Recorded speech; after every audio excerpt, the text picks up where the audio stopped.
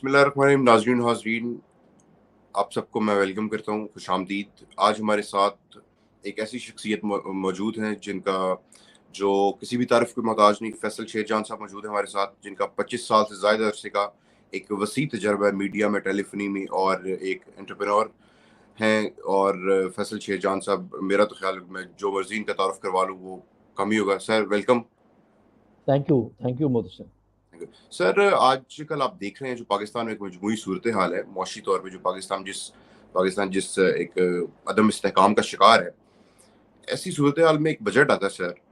इस बजट का हकीकत से कितना ताल्लुक है? जबकि ये बजट फ़कत 3-4 महीने के लिए आया है? क्योंकि बज़ाहिर ऐसा कुछ नज़र नहीं आ रहा, इसका कोई जवाज़ बनता नज़र नहीं आ रहा। जिन्होंने जो टारगेट्स इन्होंने उसमें बजट में सेट कर, देखिए मेरा कहने बात का ये है। मतलब है कि 14 जी। खरब का जो बजट पेश किए जा रहे हैं, इसमें जी। 7 खरब का डेफ़िसिट है। ये जी। आईएमएफ को कहाँ से मतलब दिखाएँगे लाके कि 7 खरब का जो डेफ़िसिट है, जबकि इनके पास कुछ भी नहीं है। ये सिर्फ़ हाँ। आम आदमी को महज़ पागल बनाने के लिए ये सारा कुछ ये पोर्ट्रे कर रहे हैं, कि लेकिन क्योंकि इसका हकीकत से हमें तो कोई ज़ाहिर ताल्लुक नहीं नज़र आ रहा। देखें, पीएमएलएन का हमेशा से यही रहा है, वो हर चीज़ जो है उनका पूरा बयानिया झूठ पर मबनी होता है। वो झूठ पर झूठ और उससे बड़ा झूठ बोलते हैं। ये बजट उसी चीज़ की एक अक्कासी करता है। जब आप 14.4 खरब की बात कर रहे हैं, तो आपने ये नहीं बताया कि जो जो डेफिसिट है, ये आप कहाँ से पूरा करेंगे। एग्ज़ैक्टली। देखिए, इस 14.4 खरब में पहले तो 5.2 खरब जो है वो प्रोविंसेस का हिस्सा है। तो सीधा सीधा पहले उसको निकाल दें, ठीक है ना। पीछे बचे आपके पास तकरीबन 9 खरब, 9.2 खरब, ठीक है ना। उसके बाद आपकी जो डेट सर्विसिंग है, जो आपने कर्ज पे जो सूद देना है, आपने सिर्फ सूद, वो 7 खरब से ज़्यादा है। तो तकरीबन बाकी जो आपके पैसे हैं वो तो वहीं चले गए। अब बाकी जो आपने इतने बड़े बड़े मंसूबे और इतनी बड़ी बड़ी बातें कर दी हैं कि जी हम बेनज़ीर इनकम सपोर्ट प्रोग्राम जो है, जो सेहत जो एहसास प्रोग्राम था, ठीक है ना, उसको बार बार उसको वापस ले आते हैं बेनज़ीर के नाम पे ताकि पीपीपी जो है वो खुश रहे। 400 बिलियन आपने वहां रखे हुए हैं, ठीक है ना। कहाँ से आएंगे आपके पास पैसे, ठीक है ना। पहली बात तो ये है। फिर कुछ आपने टारगेटेड सब्सिडीज की बात की है, कहाँ से आएंगे वो पैसे। कोई आपने इंडिकेशन नहीं दी कि आप रेवेन्यू जनरेशन कहाँ से करेंगे। टैक्सेशन, टैक्सेस तो आप उस हद तक कलेक्ट कर ही नहीं सकते, और ना आपने किए हैं, ठीक है ना। तो ये सारा ख्याली पुलाव है, ये बजट नहीं है, ये ख्याली पुलाव है। देखिए, चौथी दफ़ा है जब इसहाक डार जो है वो as a foreign minister, sorry, as a finance minister वो बजट पेश कर रहा है। जी। पिछली 3 दफ़ा जो उसकी कारकर्दगी थी वो भी हम जानते हैं कि 93 तक उसने क्या किया। उसमें उसका असल शाहकार जो था वो फॉरेन एक्सचेंज एक्ट था, ठीक है ना, जिसके थ्रू मनी लॉन्ड्रिंग हुई। और उसने खुद एडमिट किया हुदैबिया के केस में कि उसने कैसे की मनी लॉन्ड्रिंग, ठीक है ना। तो वो हुआ। उसके बाद जो 97 से 99 फिर उसका तमाशे जो थे, ठीक है ना, वो। और पिछली 90 से 93 में जो मुल्क जो 97 से, सॉरी, 99 में जो कर्ज उतारो, मुल्क संवारो, जो डॉलर्स लोगों के बैंकों में पड़े हुए थे, उनको पकड़ के जो है वो कन्वर्ट कर दिया इनटू रुपीस। ये सारी चीज़ें ये पहले भी करता आया। ये अकाउंटेंट है, और वो भी अनफॉर्चुनेटली क्रूकेड अकाउंटेंट है, ठीक है ना। इंटेग्रिटी नहीं है अकाउंट्स में। अगर इंटेग्रिटी ना हो तो उससे ज़्यादा जो है ना जुल्म और सितम कोई कर नहीं सकता। आईएमएफ इसकी किसी बात पे यकीन ही नहीं करती, ठीक है ना। जो मर्जी है उनको कहता रहे, जो मर्जी जो है वो शहबाज शरीफ कहता रहे कि जी हमने सारी शराइत पूरी कर दी हैं, तो वो तब भी इनको मानने को तैयार नहीं है। उनको पता है ये झूठ बोलते हैं, उनको पता है ये नंबर्स जो है ना फज करते हैं। और ये सारा बजट जो है ये 3-4 महीने के लिए है कि किसी तरीके से ये अक्टूबर में, नवंबर में इलेक्शन करवा लें, ठीक है ना, खाना पूरी करने के लिए। एक पार्टी को दबा के साइड पे करके उसके चेयरमैन पे 125 के कितने, 100, आई थिंक 153 के करीब, जी, एक सौ प्लस। तिरपन केसेस है। और एक ऐसा मजायका खेज है कि उसमें जो केस है जिसमें जमीन का ट्रांसफर की डेट जो है वो 30 फरवरी डाली हुई है, ठीक है ना। तो एक चीज जो है वो इकोनॉमिक सर्वे ऑफ पाकिस्तान में जो सही फिगर दिया गया है वो गधों की जो है वो ग्रोथ है कि गधे बढ़ गए हैं पाकिस्तान में। 1 एग्जैक्टली। लाख गधा जो है वो एक्स्ट्रा जो है वो बढ़ गया है। तो नज़र आ रहा है हमें कि गधे कहाँ बढ़े हैं। तो ये जो बजट है देखिए इसमें रियलिटी नहीं है। अब जो आपने कहा है कि जी पेंशन जो है वो ग्रेड 16 तक जो है वो 35% बढ़ा सर दें। वो मैं सर उसी के वाले से एक सवाल पूछना चाह रहा हूँ कि ये जो जी बजट है सर, इसमें सरकारी मुलाजमीन की जो तनख्वाहें हैं और जो मतलब पेंशन है उनमें गैर पायदार हद तक इजाफा किया गया है, जिसकी इनके जी पास कोई प्रोविजन नहीं है। मतलब जो अभी ये अगला साल है या उससे अगला साल है, ये क्या करेंगे, इसका हकीकत से किसी किस्म का कोई ताल्लुक होता नजर नहीं आ रहा। देखिए ये सबसे बड़ी जो है ना प्रॉब्लम रही है। अब सरकारी मुलाजमीन का कसूर तो नहीं है, लेकिन ये भी आपने देखना है कि रियासत चलेगी कैसे। ठीक है ना, इतना ज़्यादा बोझ है सिर्फ तनख्वाह का नहीं, उसके अलावा जो आपकी पेंशन हैं बोझ है, फिर आपकी जो बाकी कवरेज है, मेडिकल कवरेज है, कुछ और चीज़ें हैं उसका बोझ है। क्योंकि मैं पेम्ब्रा में रहा, उसके बोर्ड पे भी रहा और फिर मैंने 3 महीने जो है तकरीबन वो एज एग्जीक्यूटिव मेंबर देखा, तो मैंने गवर्नमेंट के एक ऑर्गेनाइजेशन को अंदर से देखा। Over staffed, over burden. ठीक है ना, लिफ्ट के लिए भी जो है ना 2 लोग रखे हुए हैं। दिसंबर में 70,000 नौकरियां अनाउंस हुई थी पंजाब में, राइट, 1 to 6 की, जिसमें नायब कासिद और कासिद और ये सारे। तो मुझे एक दोस्त ने एक मैसेज भेजा कि एक खातून जिसने एमएससी की डिग्री ली हुई है वो अप्लाई कर रही है नायब कासिद की जॉब के लिए। राइट, यहाँ अच्छा। है प्रॉब्लम। क्योंकि अगर एमएससी की डिग्री लेने के बाद 16 साल की एजुकेशन के बाद, और मोस्ट लाइकली प्राइवेट सेक्टर में नहीं, पब्लिक सेक्टर यूनिवर्सिटी के थ्रू जो बहुत हेविली सब्सिडाइज्ड है, अगर आपकी सोच यहीं पर ख़त्म हो जाती है कि मैंने नायब कासिद की नौकरी लेनी है, तो दैट टेल्स यू कि प्रॉब्लम कहाँ है। ठीक है ना, जब पीपीपी की गवर्नमेंट आती है वो हर गवर्नमेंट के डिपार्टमेंट को स्टफ कर देते हैं लोगों के साथ, पहले उनको कॉन्ट्रैक्ट पे ले लेते हैं, फिर वो कॉन्ट्रैक्ट वो शोर में जाते हैं कि जी हमें रेगुलराइज करें, फिर उनको रेगुलराइज किया जाता है। ठीक है, तो ये बर्डन जो है ये आप नहीं बर्दाश्त कर सकते। ये गवर्नमेंट को, आपको किसी ना किसी तरीके से साइज ऑफ गवर्नमेंट को छोटा करना पड़ेगा। सारी चीज़ें डिवॉल्व हो चुकी है प्रोविंसेस को, लेकिन आज भी फेडरल मिनिस्ट्रीज और डिपार्टमेंट्स 40 है उनकी तादाद, लाखों लोग उसमें काम कर रहे हैं, उसमें कोई काम नहीं करता।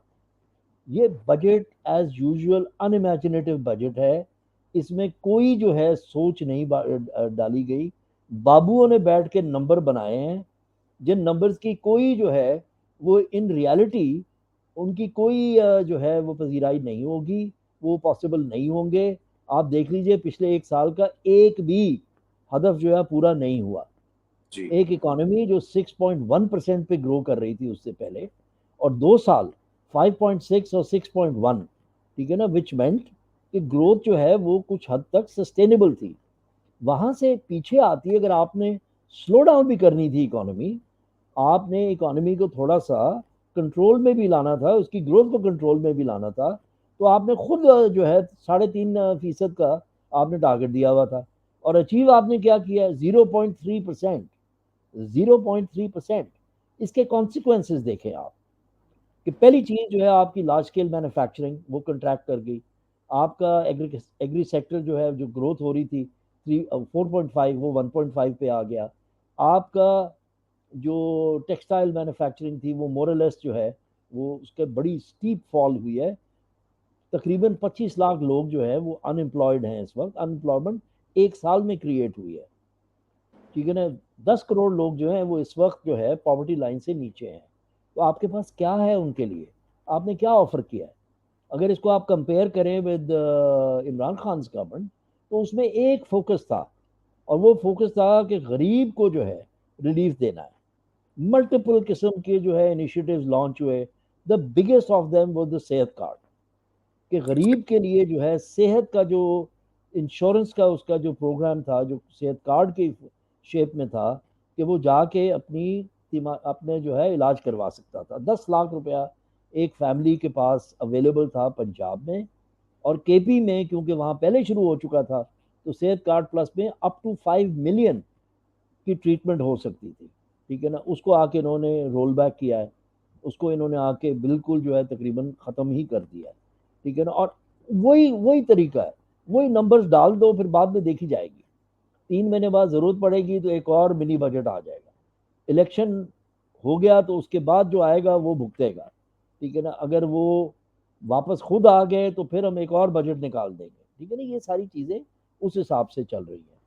असल चीज जो है, ग्रोथ की तरफ क्या सोच है आपकी, आपने अपनी इकोनॉमी को कैसे अलाइन करना है। टैक्सेशन जो होती है उसका एक मकसद होता है रेवेन्यू, दूसरा उसका मकसद होता है अपनी मईशत को सिमत देना, उसकी सही डायरेक्शन तय करना। आपके वो एरियाज या वो सेक्टर्स या वो इंडस्ट्रीज जहां से आपकी export growth, dollar earning accelerate की जाती है, उस पर कॉन्सेंट्रेट कर, वहां इंसेंटिवाइज करना। अब आईटी को देख लें, 75% ग्रोथ थी in the last 2 years of Imran Khan government, ठीक है। वो पिछले साल जो है 13% पे आ गई।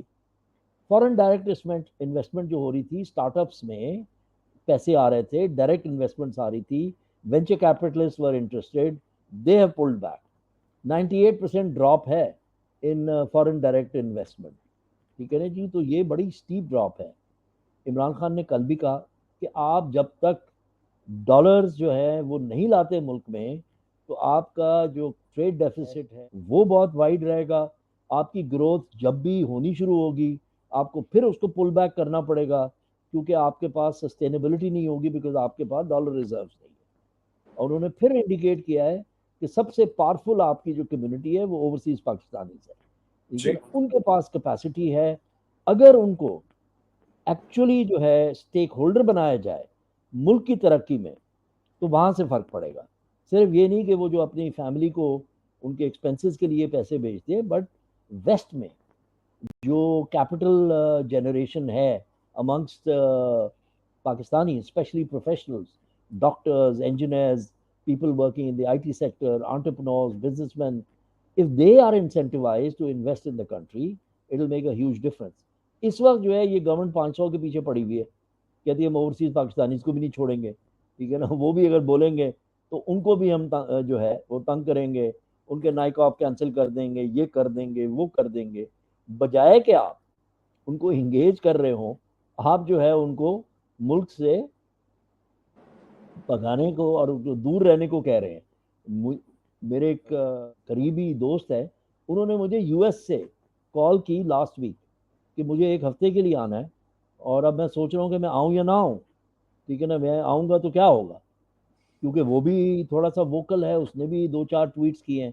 तो ये और हाल जाहिर चल रहा है। तो आप, economy can not be divorce from the political situation, it is called the political economy, right? Until you don't have political stability, till you don't have people who believe that there is a system of justice and law, why will investment come into this country? और जब तक investment नहीं आती तो आप इसी तरह के जो है ना झूठे मूठे बजट बनाएंगे, जिसमें इतना बड़ा ये रिकॉर्ड डेफिसिट है पाकिस्तान के 75 सालों में, रिकॉर्ड डेफिसिट। और अनफॉर्चुनेटली दार ने जब भी काम किया तो रिकॉर्ड ही काम किया है, ठीक है ना। तो मुझे याद है, आई थिंक 2016 या 2017 का बजट था, तो उसमें उसने आके बजट स्पीच में कहा था कि अगर दाल महंगी होगी है तो आप मुर्गी खाएं, जी क्योंकि मुर्गी से हमने टैक्स हटा दिया। और मैं मुर्गी से टैक्स क्यों हटाए थे, क्योंकि सलमान शहबाज जो हैं वो पोल्ट्री फार्म्स क्रिएट कर रहे थे, वो जो है ना फीड में और उसके जो चूजे होते हैं उसमें उनकी इन्वेस्टमेंट्स हो रही थी। अब इसने क्या कहा है कल, जो सबसे बड़ा सेक्टर इसने मेंशन किया जहां हमने टैक्स खत्म कर दिया है, वो है सोलर पैनल्स की प्रोडक्शन, ठीक है ना। And guess in Pakistan, right after being seen in Turkey with his father Salman Shahbaz, ठीक है ना। तो ये भी हमें पता है कि अब जो है वो सोलर पैनल्स पे की प्रोडक्शन पे टैक्सेस क्यों हटाए जा रहे हैं। Very soon you will see an announcement कि जी अब एक नई कंपनी आ गई है, साइप्रस की एक कंपनी आ गई है, वो एक प्लांट लगा रही है, ये हो रहा है, वो हो रहा है, ठीक है ना। गवर्नमेंट के सारे कॉन्ट्रैक्ट जो हैं उसको जाने शुरू हो जाएंगे।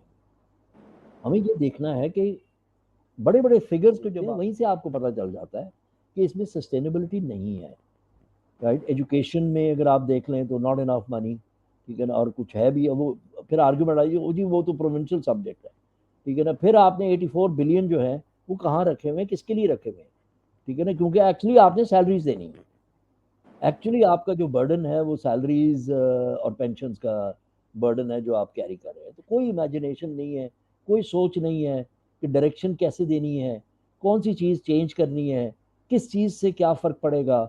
और स्पेशली आपने जो इस वक्त जो आपका इंटरेस्ट रेट है, जो आपकी इन्फ्लेशन है, इंटरेस्ट रेट आपका 21% और इन्फ्लेशन आपकी 38%, फूड इन्फ्लेशन 48%। ठीक है ना, मैं तो सीपीआई की बात कर रहा हूँ जो 38% है। ये जो डिफरेंशियल है between the interest rate and the rate of inflation, this in economic terms is understood as negative interest rate. Negative interest rate, मैं इस रेट में कभी बोरो नहीं करूँगा क्योंकि इन्फ्लेशन जो है वो ज़्यादा है, उसकी कॉस्ट ज़्यादा है, तो मैं क्यों बोरो करूँगा, मैं कौन सा बिजनेस चलाऊँगा, इस रेट पे तो मैं कर ही नहीं सकता। ठीक है ना। और जब इन्फ्लेशन इतनी हाई है तो सेविंग जो है वो भी बड़ी कर्टेल्ड होगी क्योंकि लोगों के पास पैसे ही नहीं होंगे सेव करने के लिए। वो मुश्किल से अपने 2 वक्त का खाना पूरा करेंगे, अपने बच्चों की फीसें देंगे। ठीक है ना, उसके अलावा उनके पास कोई गुंजाइश ही नहीं होगी। जो आपने कॉस्ट ऑफ इलेक्ट्रिसिटी बना दी है, जो आपने कॉस्ट ऑफ गैस बना दी है, जो 2 मेन यूटिलिटीज़ हैं, ठीक है ना, वो भी बर्दाश्त नहीं कर सकते, वो भी उठाया नहीं जा सकता उसका बोझ, और वो कॉन्स्टेंटली ऊपर जा रही है बिकॉज आप कोई चीज़ सोच के कर ही नहीं रहे। सोलर पैनल्स जो हैं, in reality when you look at it, this is not on tap 24 hours power. Exactly. This is power only till the point that there is the sun, and after that some capacitance, वो भी एक cost है। जो battery है, जो उसका inverter है, वो सारा इन्वर्टर पे इन्होंने वहां पे भी ड्यूटी हटा दी है, बैटरीज जो है सोलर के लिए उसकी भी ड्यूटी हटा दी है। तो you can see what the thinking is. Yeah. फिर अपनी पर्सनल जो है वो वेल्थ को जो है वो प्रमोट करने के लिए सारी चीजें की जा रही है। वेरी वेल सर, ये एक लास्ट क्वेश्चन है, बड़ा अहम सवाल है सर। ये क्या ये वो बजट है पाकिस्तान को इस मुआशी जो अबतरी है और एक अजीब सी सूरत हाल है इससे बाहर निकालेगा? सवाल ही पैदा नहीं होता क्योंकि सारी पहली अच्छा चीज जो सर, मैंने ये मैं कहा। जरा कंपाइल कर रहा हूँ पूरा सवाल। सर, ये जो आजकल पाकिस्तान जिस एक अजीब सी सूरत हाल से निवर्द अजमा है, वो खैर हमें बाजार लग रहा है कि ये वो बजट तो बिल्कुल नहीं है, क्योंकि इसका हकीकत से दूर दूर तक कोई ताल्लुक नहीं है। और ये जो गुज़िश्ता साल जो गुजर चुका है, ये पीडीएम की गवर्नमेंट जो है, ये जो इकोनॉमिक जितने भी टारगेट्स थे उनको अचीव करने में बुरे तरीके से नाकाम हुई है। और ये उसका सारा मुद्दा पीटीआई की गवर्नमेंट पे डालते हैं जो माजी में आ चुकी थी। लेकिन हकीकत में ये है कि आईएमएफ इन पे ट्रस्ट ही नहीं करता। अब सर, मेरे सामने ये बजट पड़ा हुआ है, अब मेरे सामने कुछ अदाद-ओ-शुमार भी हैं। हर साल जो तकरीबन 1 से 1.5 मिलियन जो ग्रेजुएट्स हैं, वो नौकरी की तलाश में आते हैं। और मतलब कि अब जुलाई है, उसके बाद रिजल्ट्स आएँगे, फिर वही ग्रेजुएट्स जो हैं वो नौकरी की तलाश में निकलेंगे, जबकि आगे नौकरियाँ बिल्कुल नहीं हैं। और सर, तकरीबन 8 लाख के करीब नौजवान जो हैं वो गुज़िश्ता साल पाकिस्तान छोड़ के चले गए हैं। उससे पहले ये तादाद 2 लाख थी। आप मुआवज़ा कर लें कि किस हद तक ये तादाद बढ़ी है। सर, ये इस अजीब सी गैर यकीनी सूरत हाल से कम किया जा सकता है। देखिए, इसीलिए तो इमरान खान बार बार कह रहे हैं कि सवाल मेरा नहीं है, क्वेश्चन मेरा नहीं है कि मुझे वजारत उज़्मा मिलती है या नहीं मिलती है, मुझे उसकी परवाह नहीं है। मुझे परवाह है पाकिस्तान की और पाकिस्तान के साथ हो क्या रहा है। ठीक है ना। अभी ये जो आपने कुछ नंबर्स मेंशन किए हैं, क्योंकि मेरा ताल्लुक रहता है यूनिवर्सिटीज़ में, जी, मैं एग्ज़ैक्टली। एंटरप्रेन्योरशिप ट्रेनिंग्स के लिए जाता हूँ। ठीक है ना, तो बहुत ज़्यादा मायूसी है इस वक्त। मायूसी है स्टेट ऑफ पाकिस्तान के साथ, स्टेट ऑफ पाकिस्तान के साथ मायूसी है। ये जो 8 लाख का एक्सोडस है, ये सिर्फ 8 लाख लोग नहीं हैं, ये 8 लाख प्रोफेशनल्स हैं, ये इंजीनियर्स हैं, इनमें डॉक्टर्स हैं, इनमें जो है अकाउंटेंसी की डिग्रीज वाले हैं, इनमें वो लोग हैं जो दुनिया में कहीं भी जाके काम कर सकते हैं, वो दुनिया में कहीं भी जाके काम कर सकते हैं। और अगर आप ये समझते हैं कि जी उनके जाने से बहुत ज़्यादा वो जो है जो भी कमाएंगे वो पाकिस्तान को भेजेंगे, मैं आज आपको बता रहा हूँ वो नहीं भेजेंगे। ठीक है ना, वो जब इतनी मायूसी में जा रहे हैं वो क्यों इन्वेस्ट करेंगे वापस। और दूसरी चीज ये है जो अभी इस वक्त जो डर की फिजा कायम की जा रही है इंटरनेशनल डायस्पोरा के लिए, ओवरसीज पाकिस्तानियों के लिए, नेक्स्ट क्या होना है। उनको सिर्फ यही तंग किया जा सकता है ना, उनकी फैमिली यहाँ पर है, उनकी फैमिली को हरास किया जाएगा। नेक्स्ट आप देखेंगे एप्लीकेशन फॉर असाइलम, और एक और एक्सोडस शुरू हो जाएगा। ठीक है ना, तो ये सारी चीजें जो है हमें देखने के लिए हैं कि हम कर क्या रहे हैं और पाकिस्तान के साथ हो क्या रहा है। देखिए, डॉलराइजेशन हो रही है आपके मुल्क की। जब आप इंटरेस्ट रेट्स और आपका ये जो इन्फ्लेशन है और आपका रुपी डिप्रिसिएशन है, इससे डॉलराइजेशन होगी। हर बंदा क्या है, जिसके पास भी थोड़ी सी भी गुंजाइश होगी, $50 भी रख सकता है, वो $50 रखेगा। वो उस वक्त के लिए रखेगा कि जब वो डॉलर जो है 500 का हो जाएगा। ठीक है ना। तो वो ये नजर आ रहा है। और आप ये देखिए फिर बजट में क्या क्या है, $1 लाख आप ले आए, कोई नहीं पूछेगा कहाँ से आए, ठीक है ना। दिस इज अनदर अटेम्प्ट कि आप जो है वो फिर लॉन्डर करेंगे अपने डॉलर्स। ठीक है, एग्जैक्टली। कौन सा ओवरसीज पाकिस्तानी है जो $1 लाख लेके आ जाएगा, ठीक है ना, कि जी बस जहां पर आपको नजर आ रहा है कि ना जस्टिस है ना रूल ऑफ लॉ है, ठीक है ना, कोई जो है किसी की सुनवाई नहीं है, मैं क्यों इन्वेस्ट करूंगा, मैं क्यों $1 लाख लेकर आऊंगा, जब तक वो एटमोसफेयर नहीं क्रिएट होता, वो इन्वायरमेंट नहीं क्रिएट होता कि लोग आके इन्वेस्ट करें। इन्वेस्टमेंट होगी तो एम्प्लॉयमेंट क्रिएट होगी। हर बंदा तो बिजनेस नहीं करता, कुछ लोगों ने काम करना होता है, कुछ लोगों ने एम्प्लॉयमेंट लेनी होती है, ठीक है ना। उनके लिए होगी तो वो लेंगे ना, नहीं तो वही होगा कि मैं मास्टर्स की डिग्री लेके और पीएचडी की डिग्री लेके मैं कहूँगा मुझे नायब कासिद लगा दे, हाँ, एग्जैक्टली। नायब कासिद ही ठीक है ना। तो ये मतलब ये बड़ा क्लियर एक आपके सामने एक रोड मैप है कि भाई साहब आपने वेल्थ क्रिएशन करनी है इस मुल्क में, अदरवाइज आप कैसे देंगे, अपने कर्जे कैसे देंगे, और आपको क्यों कोई कर्जा देगा उसके बाद। कर्जा उसी वक्त दिया जाता है, तो मुल्क कर्जा लेते हैं, जापान की बहुत बड़ी जो है डेट है, लेकिन उनको पैसे देने को तैयार हैं लोग।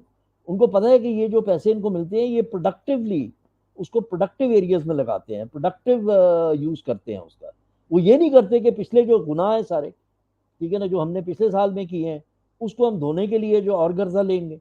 और फिर आप बैंक से कर्जा किस रेट पे ले रहे हैं, ठीक है ना, आप बैंक से कर्जा ले रहे हैं 21% पे, गवर्नमेंट 21% पे ले रही है, और वो पैसा बैंक के पास कहां से आया है, गवर्नमेंट ने खुद वहां डिपॉजिट डाला हुआ है।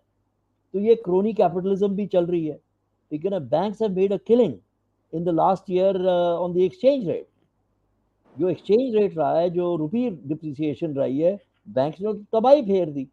उन्होंने कोई भी डॉलर आपका जो है वो मार्केट रेट पे आपको नहीं रियलाइज करने दिया, और जब उन्होंने चार्ज किया तो आपको मार्केट रेट पे चार्ज किया।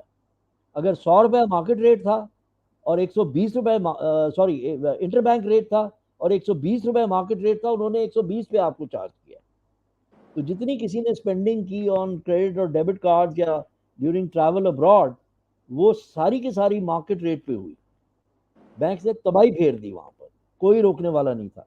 जो डिफरेंशियल है between the interbank rate and the market rate और उसके ऊपर हवाला रेट, तो why will people send money to Pakistan at the interbank rate.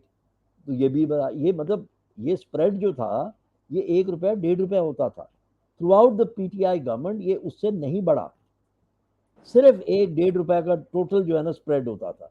अब 25-30 रुपए का स्प्रेड है, तो 25-30 रुपए का जो स्प्रेड होगा मैं क्यों भेजूंगा बैंकिंग चैनल के थ्रू पैसे, हाँ, ठीक है ना, मैं एग्जैक्टली। तो हुंडी हवाला ही करूंगा।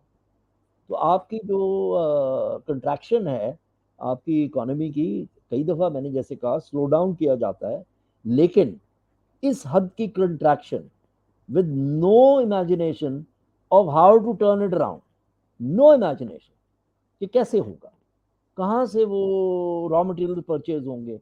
अभी जो है सिर्फ एक काम किया हुआ है डॉलर रुपए को रोकने के लिए कि आपने इंपोर्ट्स जो है वो कर्टेल की हुई है, ठीक है ना। कुछ हैं जो नॉन एसेंशियल इंपोर्ट्स हैं, कुत्ते का खाना हो गया, बिल्ली का खाना हो गया, ठीक है वो मान लिया, but what about the essentials, what about raw materials, what about salts for pharmaceutical, what about raw materials for textile, what about machinery for textile, what about machinery for light engineering, ठीक है ना। ये सारी चीज़ें जो हैं इस वक्त मुंजमद है, इसलिए आपकी लार्ज स्केल मैन्युफैक्चरिंग जो है वो रिवर्स गियर उस पर लगा हुआ है, और मैसिव तरीके से नेगेटिव पे गई है, ठीक है ना। तो ये सारी चीज़ें, अब ये बजट को जितने भी लोग जो हैं जो इम्पार्शली इसको देख रहे हैं, ठीक है ना, वो यही बात हो रही है कि इसमें कुछ भी नहीं है और ये सस्टेनेबल नहीं है।